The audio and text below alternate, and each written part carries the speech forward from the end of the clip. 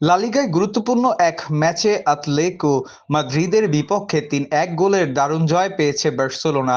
Camp নূতে শুরুতে পিছিয়ে পড়লেও দুর্দান্তভাবে ঘুরে দাঁড়িয়ে পূর্ণ ৩ পয়েন্ট তুলেছেন হান্সি ফ্লিকের ফল।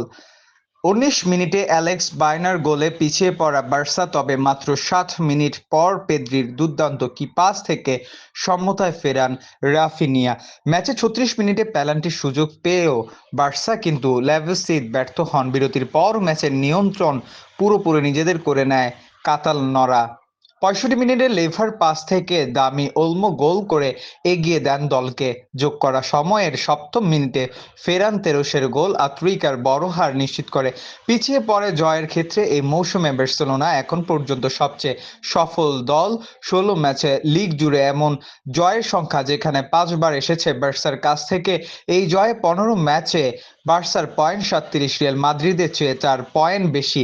এক ম্যাচে কম রিয়াল আজ অ্যাথলেটিক বিলবাওর মুখোমুখি হবে, তবে জিতলেও বার্সার পেছনেই থাকতে হবে জাবি আলসের দলকে।